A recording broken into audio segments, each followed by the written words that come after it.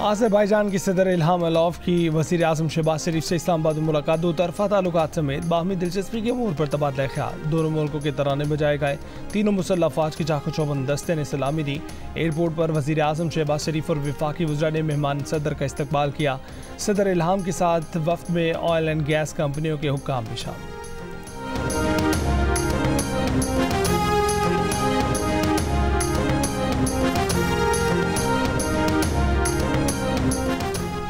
पाकिस्तान और आज़रबाईजान के दो तरफ़ा तिजारत बढ़ाने का फैसला, $2 अरब की सरमायाकारी पर इत्तेफाक। दोनों मुल्कों के दरमियान तरजीही तिजारत के माहिदे और मुख्तलिफ शोबों में ताउन की मफाहमती याददाश्तों पर दस्तखत। आज़रबाईजान के साथ सदर के साथ प्रेस कॉन्फ्रेंस में वज़ीर आज़म शहबाज शरीफ ने कहा कि वो बहुत मुतमईन हैं। आज बहुत मुफीद 1-on-1 मीटिंग रही।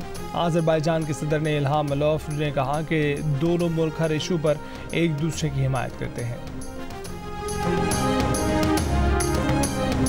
कुछ दोस्तों को एग्रीकल्चर सोच समझ नहीं आती, अब वो और भी इनकम टैक्स लगाने जा रहे हैं। इनकम टैक्स तो ज़्यादातर लगेगा बड़े ज़मींदारों पे, छोटों पे नहीं लगेगा। लगाना पड़ेगा। IMF का जिसे कहते हैं ना, एक शर्त है, वो प्रोविंशियल गवर्नमेंट्स के हैंड में होगा। हम अपना उसमें खर्चा भी दिखाएंगे और जो प्रॉफिट है वो भी दिखाएंगे, जो हारी को आधा देते हैं वो भी दिखाएंगे। और वो तो टैक्सेबल नहीं है, वहाँ टैक्स हो नहीं सकता। टैक्स होगा मेरे प्रॉफिटेबिलिटी में। तो चले कुछ चने कट पा ले आगे। क़याम पाकिस्तान के 77 साल बाद पहली मरतबा मुल्क में ज़राई आमदनी पर टैक्स लगेगा। वफाक और सूबों ने दे दी मंजूरी। IMF की फरमाइश पूरी। सूबों ने प्लान बनाने के लिए 2 दिन का वक्त मांग लिया। ज़राए के मुताबिक IMF माहिरीन के सूबाई हुकूमतों से अलग अलग वर्चुअल मुज़ाकरात। चारों सूबाई हुकूमतें 12 जुलाई तक प्लान जमा कराएंगी। ज़राई आमदन पर इनकम टैक्स की शरह सालाना 6 लाख से ज़ायदा आमदन पर आयद होगी। इनकम टैक्स रेट भी नॉर्मल इनकम टैक्स के हिसाब से होंगे। ज़राई आमदन पर वफाक और सूबे एक पेज पर आ जाएंगे। IMF ने खैबर पख्तूनख्वा की 100 अरब रुपये सरप्लस बजट को सराहा।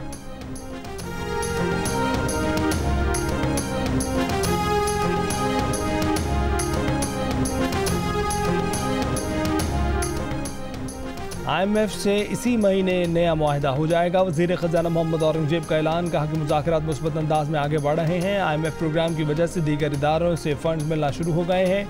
मुल्क के मजमूई माशी इशारे मुस्बत हैं। दरामदात के लिए कोई पाबंदी नहीं, अदायगियों का कोई बोझ नहीं, कोई चीज़ मसनूई तरीके से कंट्रोल नहीं की जा रही। डॉलर 300 या 400 रुपये पर जाने का मफरूज़ा ख़त्म हो चुका।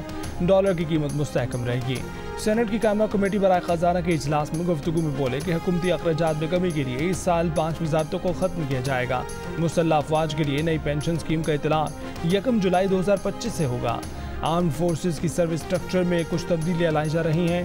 1 जुलाई से सर्विस ज्वाइन करने वालों को नई स्कीम के तहत पेंशन मिलेगी।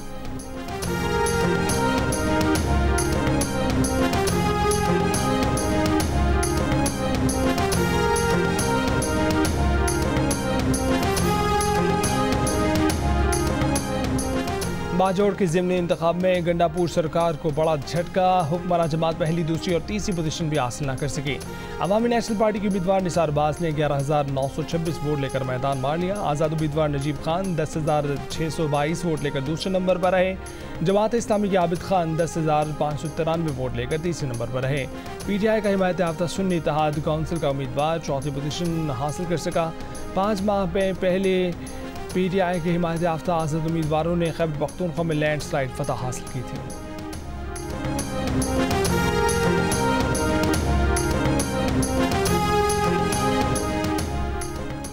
बानी PTI ने शेर अफजल मरवत को पार्टी रुकनियत मुअत्तल करने के लिए पार्टी क़यादत को हिदायत कर दी। अडयाला जेल में बानी PTI से पार्टी रहनुमाओं की मुलाकात की अंदरूनी कहानी सामने आ गई। ज़राए के मुताबिक बानी PTI ने पार्टी क़यादत को पार्टी पॉलिसी की खिलाफ वर्जी करने वालों के खिलाफ एक्शन लेने का इख्तियार दे दिया। चेयरमैन PTI बैरिस्टर गौहर का कहना है कि वो बानी PTI के शेर अफजल मरवत की रुकनियत मुअत्तली से मुतल्लिक हिदायत से आगाह है।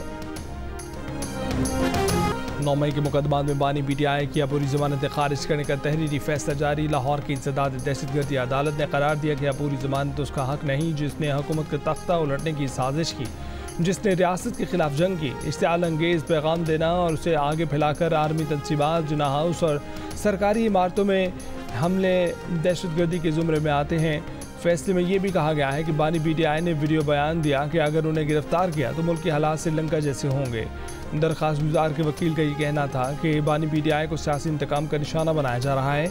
इस दलाइल में वज़न नहीं है। दरख्वास्त गुजार का मुबैना जुर्म से ताल्लुक साबित करने के लिए मुनासिब ग्राउंड मौजूद हैं। बानी पीटीआई की अबूरी ज़मानतें खारिज की जाती हैं।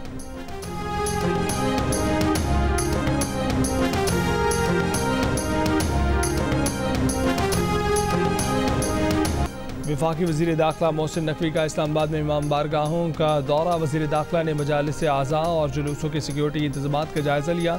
कहा कि तमाम ड्यूटीज़ मुकम्मल अलर्ट रखी जाएँ, तमाम डिपार्टमेंट मुकम्मल कोऑर्डिनेशन में रहें।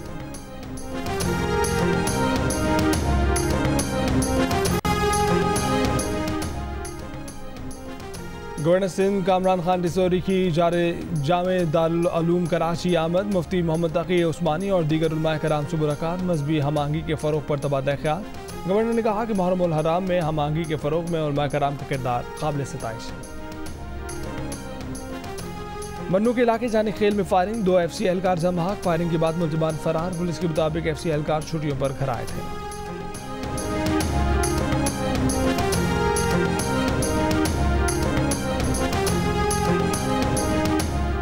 SSP इमरान कुरैशी दीगर के खिलाफ इग़वा बराए तावन का केस। मुद्दई मुकदमा मोहम्मद मंसूर शेख ने केस वापस लेने की दरख्वास्त दायर कर दी।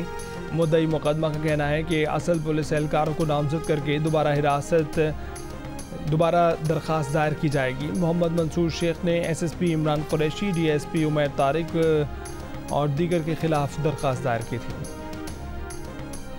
कराची के इलाके साइड एरिया पठान कॉलोनी में मंशियात फरोश के घर पर छापा। मंशियात फरोश के घर वालों ने पुलिस पर पालतू कुत्ता छोड़ दिया। कुत्ते ने एक एहलकार को काट लिया। सिपाही अस्पताल मुंतकिल हो गया। मंशियात फरोश फरार, साथी गिरफ्तार। मंशियात बरामद। मुकदमा दर्ज। सिपाही की अपने बचाव के लिए फायरिंग से कुत्ता हलाक। लाहौर से अगवा के बाद कत्ल मारूफ नाशिर राना अब्दुल रहमान के कातिलों की तलाश जारी। पुलिस की तफ्तीशी टीम ने बताया है कि लाहौर के डिस्टर टाउन के वकील राना अब्दुल रहमान को नामालूम अफराद ने अगवा के बाद फैसलाबाद ले जाकर कत्ल कर दिया था और लाश सत्याना नहर में फेंक दी थी।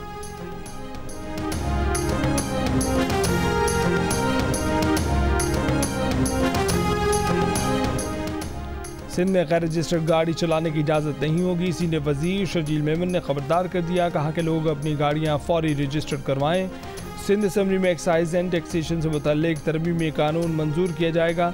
वफाकी हुकूमत की चीनी एक्सपोर्ट की इजाज़त को सिंध काबीना ने भी मशरूत इजाज़त दी। वैक्ड दूध पर पाकिस्तान में बुलंद तर 18% वैल्यू एडेड टैक्स के असरात। पाकिस्तान में 1 लीटर पैक्ड दूध $1.33 के साथ खित्ते में सबसे महंगा हो गया। पाकिस्तानी दूध फ्रांस, ऑस्ट्रेलिया और हॉलैंड से भी महंगा हो गया। अमेरिका, ऑस्ट्रेलिया, भारत और बांग्लादेश में पैक्ड दूध पर वैल्यू एडेड टैक्स सिफर है।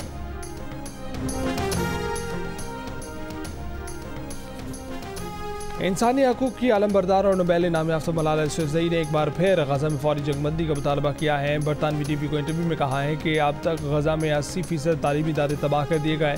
गज़ा के बच्चे बुनियादी सहूलियात से महरूम और इंतहाई मुश्किल ज़िंदगी बसर करने पर मजबूर हैं। बोलें कि गज़ा के बच्चे बच्चियाँ भी बेहतर ज़िंदगी और तालीम का हक़ रखते हैं। अफ़गानिस्तान में ख़वातीन की मौजूदा सूरत हाल पर तशवीश का इजहार करते हुए बोली कि अब मज़ीद इंतज़ार नहीं किया जा सकता। अफ़गान लड़कियों के हकूक़ के लिए आलमी रहनुमाओं को आगे बढ़ना होगा। अफ़गान लड़कियों को आज भी बुनियादी तालीम से महरूम रखा जा रहा है। शुमाली गज़ा के इलाके शुजाइया में सेहूनी फ़ौज का ऑपरेशन मुकम्मल। बमबारी से तबाह इमारतों से 60 लाशें बरामद। जनूबी गज़ा के इलाके में नया ऑपरेशन शुरू। रफ़ा में भी बमबारी। लिबनान से हिज़्बुल्लाह के इसराइल में मिलिट्री हेडक्वार्टर्स पर हमले।